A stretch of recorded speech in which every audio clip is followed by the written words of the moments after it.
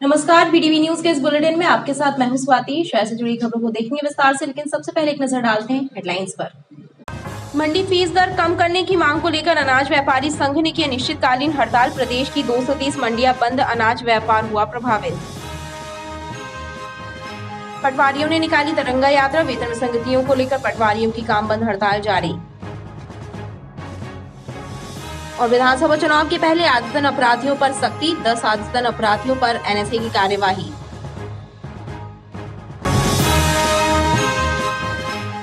मुख्यमंत्री तीर्थ दर्शन योजना के तहत जबलपुर के 150 बुजुर्गों को रामेश्वरम की तीर्थ यात्रा कराई जाएगी। 8 सितंबर को ट्रेन रवाना होगी। योजना से जुड़े अधिकारियों ने बताया कि तीर्थ यात्रा के लिए 1649 बुजुर्गों ने ऑनलाइन आवेदन किया था। कंप्यूटराइज्ड लॉटरी सिस्टम से यात्रियों का चयन किया गया है।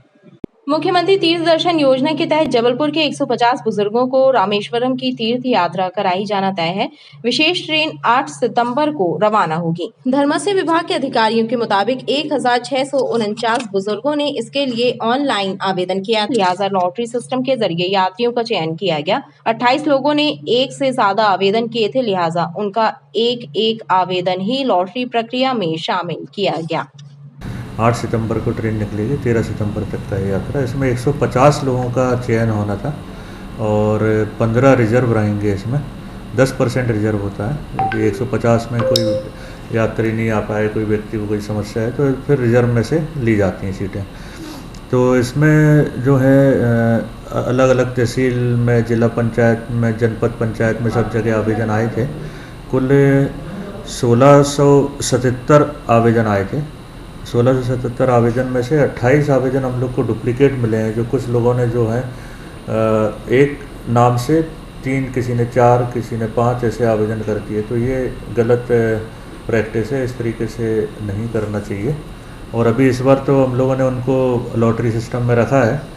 अब बाकी एक आवेदन को रख के बाकी सब निरस्त कर दिए हैं। अब आगे से यदि नियम में कुछ बदलाव होगा तो सभी आवेदन भी निरस्त हो सकते हैं। इसलिए सभी लोगों से अनुरोध है कि एक ही आवेदन, एक व्यक्ति एक आवेदन ही अप्लाई करे।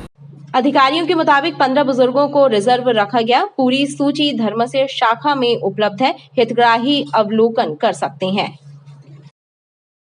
प्रधानमंत्री के आर्थिक सलाहकार द्वारा दिए गए संविधान बदलने के बयान पर बवाल मचा है। राष्ट्रीय बौद्ध महासभा के सदस्यों ने राष्ट्रपति श्रीमती द्रौपदी मुर्मू को पत्र लिखकर मामले की शिकायत की है और कार्यवाही करने की मांग की है। राष्ट्रीय बौद्ध महासभा के सदस्यों ने राष्ट्रपति द्रौपदी मुर्मू के नाम लिखा एक शिकायती पत्र जिला प्रशासन को सौंपा है। इस पत्र में मांग की गई है कि प्रधानमंत्री के आर्थिक सलाहकार विवेक देव रॉय द्वारा भारतीय संविधान के खिलाफ की गई टिप्पणी पर सख्त कार्यवाही की जाए। संविधान बदलने के उनके बयान से उन करोड़ों देशवासियों को ठेस पहुंची है जो संविधान में आस्था रखते हैं। प्रधानमंत्री महोदय के आर्थिक सलाहकार समिति के अध्यक्ष विवेक देव राय ने संविधान को बदलने की बात कही है, उसके विरुद्ध टिप्पणी की है। उसके विरोध में हम महामहिम राष्ट्रपति महोदया से प्रार्थना करते हैं कि वे जो है इस को एक्शन में लें और उनके विरुद्ध कार्रवाई करें, उनके खिलाफ मुकदमा करें। राष्ट्रीय बौद्ध महासभा के सदस्यों का कहना है कि संवैधानिक पदों पर बैठे लोगों को सोच समझकर बयान देना चाहिए। मंडी फीस दर 1% कम की जाए और निराश्रित शुल्क समाप्त किया जाए जैसी 11 सूत्री मांगों को लेकर जबलपुर अनाज एवं तिलहन व्यापारी संघ ने अनिश्चितकालीन हड़ताल शुरू कर दी है। अनाज व्यापारियों की हड़ताल से कृषि उपज मंडी में सन्नाटा है। मध्य प्रदेश की 230 कृषि उपज मंडियों में अनाज व्यापारियों ने एक साथ हड़ताल कर दी है, जिसके चलते अनाज की खरीद फरोख्त प्रभावित हो रही है। जबलपुर अनाज एवं तिलहन व्यापारी संघ के सदस्यों ने भी अपनी दुकानें बंद कर हड़ताल का समर्थन किया है। मंडी फीस दर 1% कम करने सहित 11 सूत्री मांगों को लेकर अनाज व्यापारी आंदोलित हैं।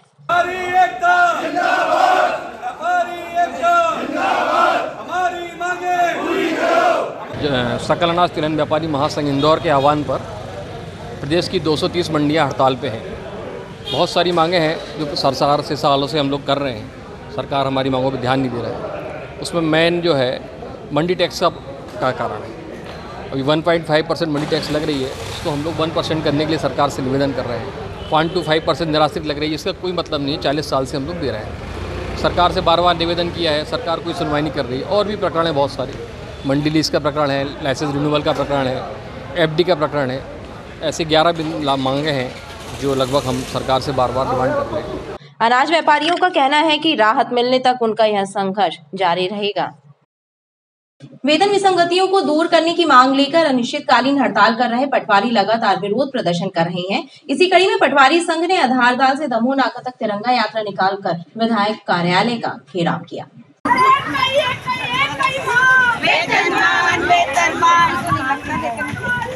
पटवारी संघ द्वारा वेतन विसंगतियों को लेकर किया जा रहा आंदोलन जारी है। इसी कड़ी में पटवारी संघ ने आधारताल से दमोह नाका चौराहे तक तिरंगा यात्रा निकाली। पटवारी संघ के सदस्यों का कहना है कि पिछले 25 वर्षों से वेतन विसंगतियां दूर करने की मांग की जा रही है, लेकिन सरकारें ध्यान नहीं दे रही, इसलिए अब काम बंद हड़ताल करना पड़ रही है।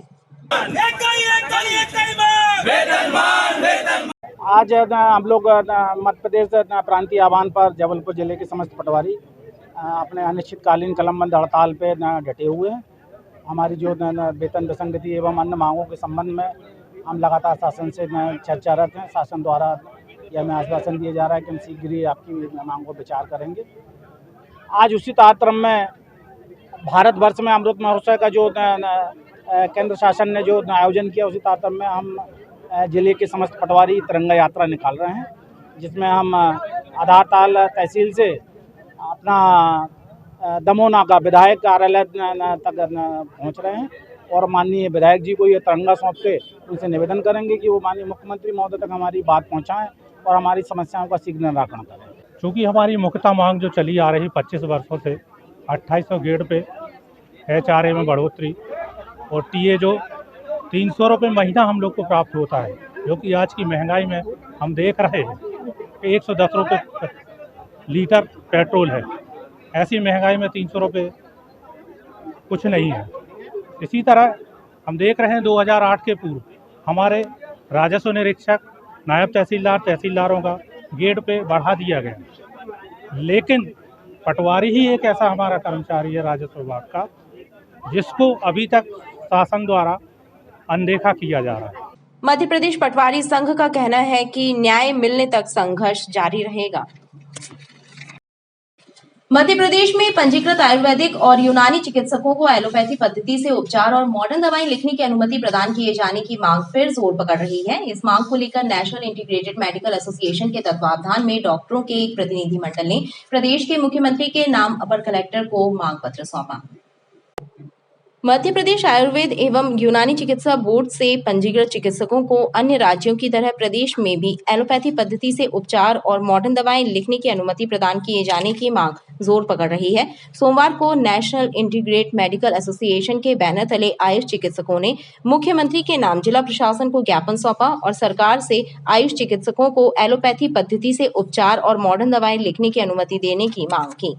आज नीमा का प्रतिनिधिमंडल अपने एक सूत्री मांग के विषय में कलेक्टर साहब को ज्ञापन सौंपने के लिए आया है।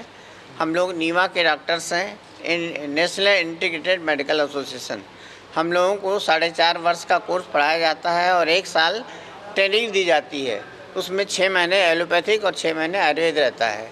तो ये जो कोर्स है वो भारतीय चिकित्सा केंद्रीय परिषद के द्वारा निर्धारित पाठ्यक्रम के अंतर्गत ही हम लोग पढ़ाया जाता है। तो जब हम लोगों का कोर्स सेम है, टाइम सेम है, तो फिर हम लोगों को मॉडर्न मेडिसिन लिखने की क्यों नहीं दिए जाते? नेशनल इंटीग्रेटेड मेडिकल एसोसिएशन के अंतर्गत जो समन्वय चिकित्सक हैं वो लगभग 20,000 हैं और दीगर राज्य में एलोपैथी प्रैक्टिस करने की इजाज़त है। हमारे यहाँ पर इस चीज़ के लिए विरोध है। इसी संदर्भ में हम यहाँ संयुक्त कलेक्टर साहब के इधर मुख्यमंत्री जी को ज्ञापन सौंपने आए। चाहते हैं आप लोग? हम लोगों की मांग ये है कि मॉडर्न मेडिसिन जितना हमने पढ़ा है उतना करने की शासन स्वीकृति दे। एसोसिएशन के पदाधिकारियों का कहना है कि देश के अन्य राज्यों महाराष्ट्र, उत्तर प्रदेश, छत्तीसगढ़, हरियाणा में चिकित्सक इस पद्धति से मरीजों का उपचार कर रहे हैं। मेडिकल कॉलेज के पास स्थित खसरा नंबर 662 की ग्रीन बेल्ट और जलमत की जमीन पर कब्जा करके गरीबों को बेचने वाले बिल्डरों के खिलाफ कार्यवाही की मांग उठ रही है। अवैध कॉलोनियों में रहने वालों का कहना है कि जमीन की रजिस्ट्री और नामांतरण नहीं हो रहा है। हजारों परिवार परेशान हैं। गढ़ा त्रिपुरी वार्ड में रहने वालों ने कलेक्टर सौरभ कुमार सुमन को पत्र सौंपकर मांग की है कि खसरा नंबर 662 पर अवैध कॉलोनियां बनाने वाले बिल्डरों पर सख्त कार्यवाही की जाए। जिन परिवारों को धोखे से जलमद एवं ग्रीन बेल्ट की जमीन बेची गई है, वे परिवार खून के आंसू रो रहे हैं। जमीन की ना तो रजिस्ट्री हो रही है और ना ही नामांतरण हो रहा है। हजारों परिवारों को ठगने वाले जालसाज बिल्डर मौज कर रहे हैं।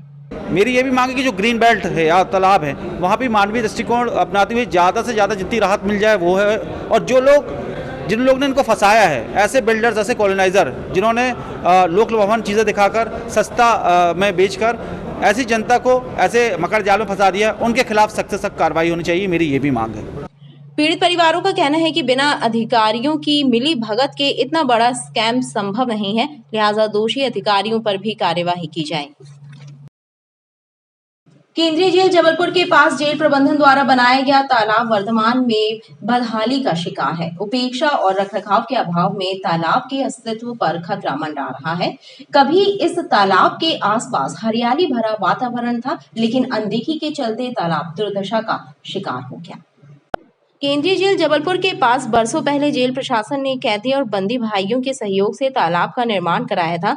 जल संरक्षण और जल संवर्धन की दृष्टि से बनाया गया यह तालाब वर्तमान में उपेक्षा का शिकार है। ऐसे में तालाब की उपयोगिता समाप्त होती जा रही है और तालाब के अस्तित्व पर भी खतरा मंडरा रहा है। शासन प्रशासन और जेल विभाग की अनदेखी के कारण तालाब के आसपास गंदगी का आलम है। स्थानीय लोगों की माने तो शाम ढलते ही तालाब के आसपास शराबियों और नशीलचियों का जमघट लग जाता है। एक समय था जब स्थानीय लोग तालाब के पानी का उपयोग करते थे, लेकिन अब तो यहाँ आने से भी लोग कतराने लगे हैं। क्या गंदगी बहुत ज्यादा है, वही देखना चाह रहा हूँ। मैं कहूँ सफाई होना चाहिए। और मेरा जेल से कैसे भी भारतीय आदमी प्राण से कोई ये मच्छी पालन करते हैं, खिलाते पिलाते हैं, उनके लिए भी सफाई होना चाहिए। आप देखिए इस तालाब की ये पोजीशन थी, जब हम बना तो चारों तरफ ही पूरी हरियाली के साथ साथ पूरे सब जगह पानी भरा था। लोग यहाँ पे आते थे, बैठते थे, उठते थे और इस तालाब का जो आनंद था शाम के समय गर्मी से उसका लेते थे। लेकिन आज परिस्थिति इस तालाब की ये हो गई कि रात के समय आप आइए 6-7 बजे के बीच में, तो यहाँ जितने भी शराब पीने वाले वो आपको बैठे हुए शराब पीते हुए मिल जाएंगे। तमाम चारों तरफ ही आप गंदगी देख रहे हैं, बोतलें पड़ी मिलेंगी आपको, गिलासें पड़ी मिलेंगी। जेल प्रशासन को सब कुछ मालूम है क्योंकि आगे जेल क्वार्टर है, यहाँ से जेल सिपाही अधिकारी से लेकर सारे लोग निकलते हैं, सबकी नज़र पड़ती है। लेकिन कभी किसी ने ये नहीं सोचा कि इस तालाब को किस तरीके से अच्छा साफ सुथरा बनाना।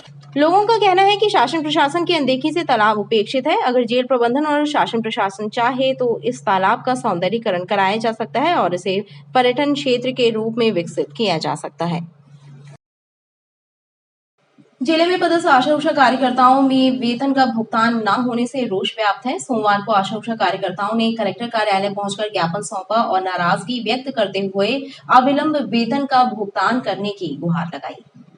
प्रदर्शनकारी आशा उषा कार्यकर्ताओं ने आरोप लगाया कि रक्षाबंधन त्योहार होने के बावजूद भी शासन प्रशासन ने आशा उषा कार्यकर्ताओं को वेतन का भुगतान नहीं किया। ऐसे में आशा उषा कार्यकर्ताओं को परेशानी का सामना करना पड़ा। कार्यकर्ताओं ने सरकार से अविलंब वेतन का भुगतान कराए जाने की मांग की है। आप सोचिए कि हम लोगों की दशा ये है कि रक्षाबंधन जैसे त्योहार में हम लोगों को 1 रुपए भी हमारे काम का हमें भुगतान नहीं हुआ, जिससे हम सभी बहनों के घर पे सूखा पड़ा हुआ था और हमारा रक्षाबंधन बिल्कुल फीका गया। एक तरफ तो सभी बहनों के लिए एक से बढ़कर योजनाएं बताई गई और वहीं आशा उषा कार्यकर्ता बहनों को पूरे मध्य प्रदेश में 84,000 आशा उषा कार्यकर्ताओं के बहनों के घर पे रक्षाबंधन के 1 दिन पहले भी भुगतान नहीं आया और आज 5वां दिन है, अभी भी भुगतान नहीं आया। ऐसी स्थिति में बहुत गंभीर स्थिति है और सभी बहनें आशा उषा कार्यकर्ता आक्रोशित हैं। दिए गए आशा अवार्ड में किए गए भ्रष्टाचार के संबंध में है जी।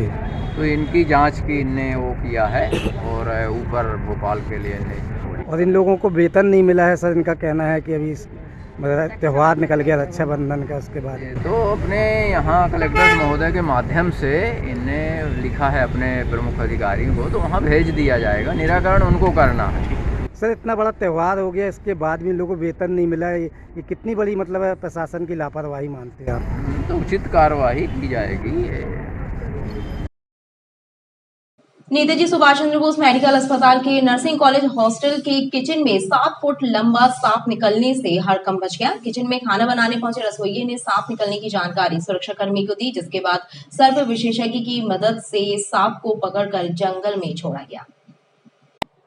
नेताजी सुभाष चंद्र बोस मेडिकल कॉलेज अस्पताल के नर्सिंग हॉस्टल के किचन में सांप निकलने से हड़कंप मच गया। हॉस्टल के किचन में खाना बनाने के लिए पहुंचे रसोइये ने इस मामले की जानकारी गार्ड को दी, जिसके बाद सर्प विशेषज्ञ को सूचना दी गई। सर्प विशेषज्ञ द्वारा सांप का रेस्क्यू किया गया और उसे जंगल में छोड़ दिया गया। सर्प विशेषज्ञ गजेंद्र दुबे ने बताया कि सर्प धामन प्रजाति का था जो जहरीला नहीं होता। अरविंदपुरी गोस्वामी रसोई कक्ष में प्रवेश किए तो वहां अनाज की बोरी के पास एक 7 फीट लंबा सांप देख करके वह डर गए और उन्होंने तत्काल इसकी सूचना सुरक्षा गार्ड मनोज अहिरवार को दी, जिन्होंने हमें फ़ोन लगाया और मौके पर जाकर हमने रेस्क्यू करते हुए सांप को पकड़कर जंगल में छोड़ दिया। ये सांप धामन प्रजाति का है जो कि जहरीला नहीं होता है। सर्प विशेषज्ञ के मुताबिक सर्प चूहे का शिकार करता है और संभवतः वह इसी कारण अनाज की बोरियों के पास छिपकर बैठा था। जिला शिक्षा अधिकारी जबलपुर के निर्देशन और चेरीताल संकुल के संयुक्त तत्वावधान में एमएलबी मैदान में सोमवार से जिला स्तरीय क्रिकेट टीम के लिए खिलाड़ियों के चयन की प्रक्रिया प्रारंभ हुई है। प्रथम दिन अंडर 14 वर्ग के लिए खिलाड़ियों के चयन का ट्रायल हुआ। जिला शिक्षा अधिकारी के निर्देशन में सोमवार से जिला स्तरीय क्रिकेट टीम के गठन के लिए खिलाड़ियों की चयन की प्रक्रिया आरंभ हुई। एमएलबी मैदान में अंडर 14, अंडर 17 और अंडर 19 वर्ग में खिलाड़ियों का चयन कर जिला स्तर पर टीम का गठन किया जाएगा। प्रथम दिन खेल और शिक्षा विभाग के अधिकारियों की उपस्थिति में अंडर 14 टीम के लिए खिलाड़ियों का ट्रायल हुआ। इस ट्रायल में बड़ी संख्या में खिलाड़ियों ने शामिल होकर खेल प्रतिभा का प्रदर्शन किया। 3 दिवसीय हमारा ये क्रिकेट बच्चों का बालक वर्ग का आज पहला दिन था, प्रारंभ हुआ। आज 14 वर्ष की चयन ट्रायल चल रही है। इसके बाद कल 17 वर्ष और 6 तारीख को 19 वर्ष के बालकों की चयन ट्रायल होगी और इसमें हम लोग बच्चों के चयन के आधार पर जिले जो आज आए हैं चयन ट्रायल में, इसके बाद जिले की टीम बनेगी, जिले के बाद संभाग और संभाग के बाद नेशनल की टीम शिक्षा विभाग के निर्देशन पर जो भी हमारे सिलेक्टर रहेंगे बच्चों के खेल के आधार पर, उनके रन और विकेट के आधार पर आगे उनका सिलेक्शन होगा। अभी आज जो 3 दिवसीय हमारा जो चयन ट्रायल चल रही है इसमें अभी बच्चों की ट्रायल के आधार पर आगे जिले की टीम बनेगी। जिला स्तरीय टीम के गठन के बाद प्रदेश और फिर नेशनल टीम के गठन के लिए ट्रायल गेम्स होंगे। विधानसभा चुनावों के पहले पुलिस द्वारा अपराधियों पर कड़ी कार्रवाई की जा रही है। इसी कड़ी में शहर के अलग अलग थाना क्षेत्रों के कुख्यात 10 बदमाशों के विरुद्ध एनएसए की कार्रवाई की गई है। विधानसभा चुनावों के पहले जिले में बदमाशों और आदतन अपराधियों के विरुद्ध पुलिस द्वारा कार्रवाई की जा रही है। इसी कड़ी में पुलिस विभाग के प्रतिवेदन के आधार पर जिला दंडाधिकारी ने 10 आदतन अपराधियों के विरुद्ध एनएसए की कार्रवाई करते हुए जेल भेजने के निर्देश जारी किए थे। पुलिस द्वारा बेलबाग थाना क्षेत्र में शातिर बदमाश रोहित आत्मा, आधारताल निवासी राहुल झारिया, गढ़ा निवासी महेंद्र उर्फ मुग्गी दाहिया, राहुल कोरी, कैंट क्षेत्र निवासी सोफियान खान, गोरखपुर थाना क्षेत्र के सनी कलसी उर्फ अंगद, गोहलपुर क्षेत्र के जावेद अंसारी, कोतवाली क्षेत्र के निवासी इनाम उर्फ इमामुल हक, मारुताल निवासी सुजीत रॉय, हनुमानताल निवासी नफीस के विरुद्ध कार्रवाई कर उन्हें एनएसए में जेल भेजा गया है। ये 10 जो आपराधिक प्रवृत्ति के लोग हैं जो जिन पर गंभीर अपराध पहले से कायम हो रखे हैं और जिन पर तमाम प्रतिबंधात्मक कार्रवाई करने के बाद भी जिनके अपराधों में रोकथाम नहीं हुई है, तो उनका श्रीमान पुलिस अधीक्षक महोदय के द्वारा प्रतिवेदित किया गया था श्रीमान कलेक्टर महोदय को कि इनके विरुद्ध एनएसए के अंतर्गत कार्रवाई किया जाना उचित होगा। तो उसमें श्रीमान कलेक्टर महोदय ने 10 लोगों के जो है वारंट जारी किए हैं, जिसमें सभी को जेल निरुद्ध कराया जा चुका है। तो मैडम ये लोग कहाँ के हैं, क्या नाम है, कुछ बता सकें? ये इसमें 10 लोग हैं। तो एक जो रोहित आत्मा करके वह बेलबाग का निवासी है जिसका भी लंबा चौड़ा आपराधिक रिकॉर्ड है। एक नफीस है जो हनुमान ताल का निवासी है। इसी तरह से सुजीत राय है जो माड़ो ताल का निवासी है। इस तरह से ये लोग शहर के तमाम क्षेत्रों के जो संजीवनी नगर थाना क्षेत्र 90 क्वार्टर के पास रेलवे लाइन के किनारे बने नाले के समीप मृत हालत में मिले युवक की शिनाख्त कर ली गई है। युवक पेशे से मजदूर था और वर्तमान में मदन महल क्षेत्र में रहता था। पुलिस ने इस मामले में हत्या का प्रकरण दर्ज किया है और विभिन्न बिंदुओं पर जांच करने के साथ ही हत्या करने वाले आरोपियों की पतासाजी शुरू कर दी है। संजीवनी नगर थाना अंतर्गत 90 क्वार्टर के पास रविवार को एक अज्ञात युवक का शव रेलवे लाइन के किनारे नाले के समीप बरामद हुआ था। पुलिस ने मृतक की शिनाख्त मदन महल निवासी सरजू झारिया के रूप में की है। मृतक सरजू मूलतः शहपुरा का रहने वाला है और वह मजदूरी का काम करता था। प्रारंभिक जांच के बाद पुलिस ने मामले में हत्या का प्रकरण दर्ज किया है। पुलिस अधिकारियों का कहना है कि सरजू के चेहरे पर पत्थर पटक कर उसकी हत्या की गई और फिर शव को नाले के किनारे फेंक दिया गया। पुलिस अलग अलग बिंदुओं पर छानबीन के साथ ही हत्यारों का पता लगाने में जुटी है। संजीवनी नगर क्षेत्र में और 90 क्वार्टर के पास में लाश मिली थी।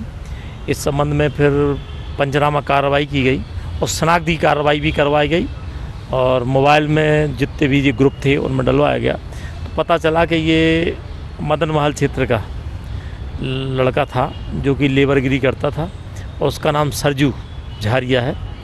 रहने वाला ये अपना शाहपुरा भटवानी जो है वहाँ का रहने वाला है।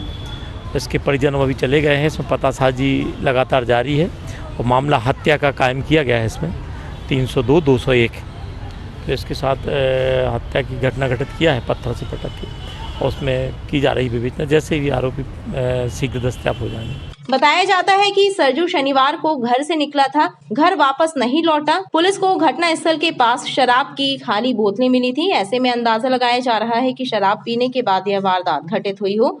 फिलहाल पुलिस मामले की बारीकी से पड़ताल कर रही है। खबरें लगातार जारी हैं, आप देखते रहिए BTV न्यूज़।